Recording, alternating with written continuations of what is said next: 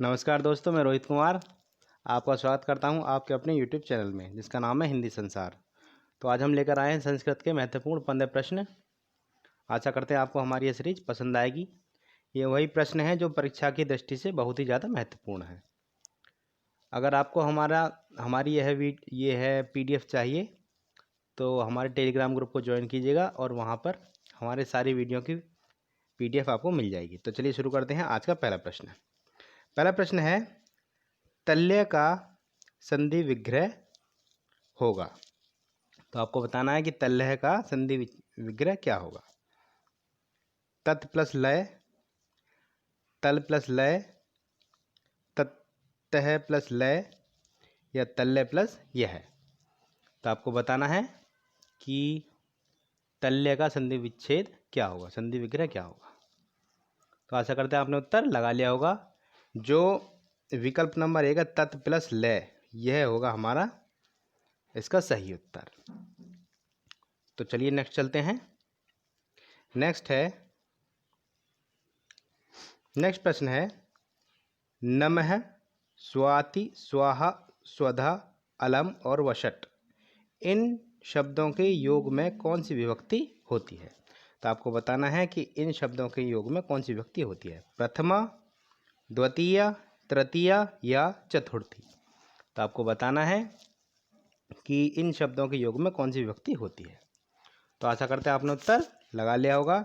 जो इसका सही उत्तर है वो है हमारी चतुर्थी विभक्ति। जैसे बोलते हैं हम गणेशाय नमः, गणेशाय नमः, तो यहाँ नमः आ रहा है तो यहाँ चतुर्थी विभक्ति होगी। बहुत ही महत्वपूर्ण है प्रश्न है परीक्षा की दृष्टि से। चलिए नेक्स्ट चलते हैं। अनुनासिक वर्णों का उच्चारण स्थान होता है। तो आपको बताना है कि अनुनासिक वर्णों का उच्चारण स्थान क्या होता है, कंठ, तालु, मुखनासिका या दंत। तो आपको बताना है कि अनुनासिक वर्णों का उच्चारण स्थान होता है। तो आशा करते हैं आपने उत्तर लगा लिया होगा। जो अनुनासिक वर्णों का उच्चारण स्थान होता है वो होता है हमारा मुख नासिका से। मुख नासिकाय वचनो अनुनासिका सूत्र से जो अनुनासिक वर्ण होते हैं उनका जो उच्चारण स्थान होता है मुख और नासिका से होता है। जैसे कि य, म, ड़, न, ये कुछ अनुनासिक वर्ण हैं, इनका उच्चारण मुख नासिका से होता है। तो चलिए नेक्स्ट प्रश्न की ओर। नेक्स्ट प्रश्न है, अहिंसा परमो धर्मः, यह वाक्य कहाँ से लिया गया है। तो आपको बताना है कि यह वाक्य कहाँ से लिया गया है, वेदों से, रामायण से, गीता से या महाभारत से। तो आपको बताना है कि अहिंसा परमो धर्मः कहाँ से लिया गया है।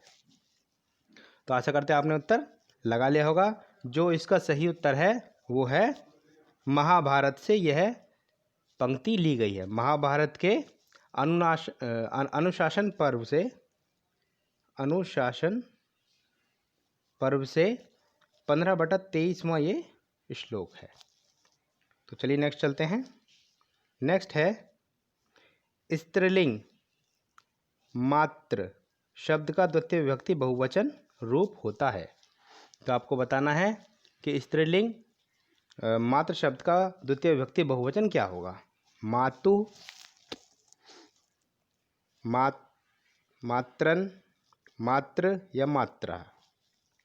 तो आपको बताना है कि इसका द्वितीय बहुवचन क्या होगा। आशा करते हैं आपने उत्तर लगा लिया होगा। जो इसका सही उत्तर है वो है ऑप्शन नंबर डी, मात्र। चलिए नेक्स्ट प्रश्न की ओर चलते हैं। नेक्स्ट प्रश्न है, हमारा नेक्स्ट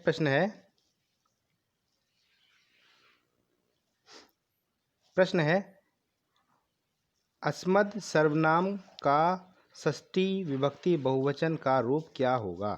तो आपको बताना है कि अस्मद सर्वनाम का षष्ठी बहुवचन क्या होगा, मम, अस्मभ्य, अस्माकम या अस्मत्। तो आशा करते हैं आपने उत्तर लगा लिया होगा। जो इसका जो ऑप्शन नंबर सी है अस्माकम, यह उत्तर हमारा सही होगा। तो चलिए नेक्स्ट प्रश्न की ओर। नेक्स्ट है भवितुम में धातु है, आपको बताना है कि भवितुम में कौन सी धातु है। भवि, भवित, भू या भव। तो आपको बताना है कि भवितुम में कौन सी धातु है। तो आशा करते हैं आपने उत्तर लगा लिया होगा। जो भवितुम में जो धातु है वो हमारी भू धातु है। भू धातु में तुमुन प्रत्यय लगाकर, भू धातु में तुमुन प्रत्यय लगाकर भवितुम शब्द बना है। तो चलिए नेक्स्ट चलते हैं। नेक्स्ट है भू धातु लंग लकार मध्यम पुरुष बहुवचन का रूप होगा। तो आपको बताना है कि भू धातु लंग लकार मध्यम पुरुष बहुवचन का रूप क्या होगा। अभवत, अभवत, अभव या अभवम। तो आपको बताना है कि इसका रूप क्या बनेगा। तो आशा करते हैं आपने उत्तर लगा लिया होगा। जो अभवत है वो लंग लकार मध्यम पुरुष बहुवचन का रूप बनेगा। तो आशा करते हैं आपको ये बात समझ में आ गई होगी। तो चलिए नेक्स्ट प्रश्न की ओर चलते हैं। नेक्स्ट प्रश्न है द धातु लट लकार प्रथम पुरुष बहुवचन का क्या रूप बनेगा। तो आपको बताना है कि इसमें क्या रूप बनेगा। यह बहुत ही महत्वपूर्ण प्रश्न है, अक्सर परीक्षाओं में पूछा जाता है। अगर आप इसको सामान्य से जैसे पट धातु के साथ अगर इसका सहयोग करके पढ़ेंगे, जैसे पठती, पठन, पठंती, तो इस तरीके से ये गलत हो जाएगा। ये एक तरीके से संस्कृत में अपवाद है। इस प्रश्न को आप बहुत ही ज़्यादा ध्यान रखेंगे, बहुत ही ज़्यादा महत्वपूर्ण है। तो दा धातु लट लकार प्रथम पुरुष बहुवचन का रूप क्या बनेगा। तो आशा करते हैं आपने उत्तर लगा लिया होगा। जो इसका ददती जो रूप है वो बनेगा। इसके रूप अलग चलते हैं। चलिए नेक्स्ट चलते हैं। जो आप सोच रहे हो ददंती अगर होगा तो ये गलत है। जैसे पठती, पठन, पठंती, तो ददती यहाँ ददंती गलत शब्द, गलत लगेगा। चलिएगा आगे देखिए।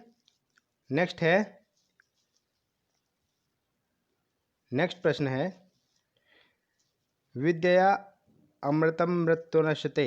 यह वाक्य लिया गया है, कहाँ से लिया गया है। ईशावास्योपनिषद, कंठोपनिषद, छंदोग्योपनिषद और कोनोपनिषद से। तो आपको बताना है कि यह वाक्य कहाँ से लिया गया है। तो आशा करते हैं आपने उत्तर लगा लिया होगा। यह जो वाक्य लिया गया है यह ईशावास्योपनिषद से लिया गया है। चलिए नेक्स्ट प्रश्न की ओर चलते हैं। नेक्स्ट प्रश्न है पंचमी विभक्ति एक वचन में लता का शब्द रूप क्या होगा। तो आपको बताना है पंचमी विभक्ति एक वचन में लता का शब्द रूप क्या होगा। लताभि, लताभ्याम, लता नाम या लतायः।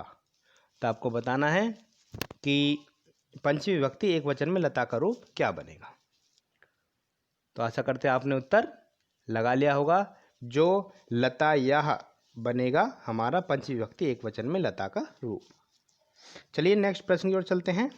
नेक्स्ट प्रश्न है बहुत आसान प्रश्न है, मनोरथः का संधि विच्छेद कीजिए। तो आपको बताना है कि मनोरथः का संधि विच्छेद क्या होगा।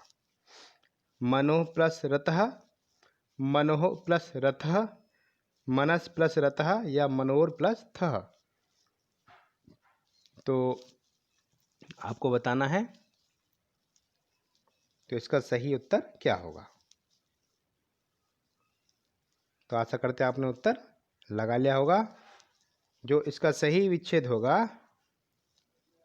मनो प्लस रथः। तो चलिए नेक्स्ट प्रश्न की ओर चलते हैं। नेक्स्ट प्रश्न है वारी शब्द का सप्तमी एक वचन रूप होगा। तो आपको बताना है कि वारी शब्द का सप्तमी एक वचन रूप क्या होगा। वारिणी, वारिणी, वारिणी या वारिण्य। तो आपको बताना है कि क्या शब्द बनेगा। तो आशा करते हैं आपने उत्तर लगा लिया होगा। जो वारिणी शब्द है वो सप्तमी एकवचन में इसका रूप बनेगा। तो चलिए नेक्स्ट प्रश्न की ओर चलते हैं। चटकऊ में कौन सा समास है? तो आपको बताना है कि चटकऊ में कौन सा समास है। द्विगु, द्वंद्व, कर्मधारय या तत्पुरुष। आसान प्रश्न है, आप इसको सही उत्तर लगा लोगे। तो आशा करते हैं आपने उत्तर लगा लिया होगा। जो चटकऊ शब्द में जो समास है वो हमारा द्वंद्व समास है, यानी चटका और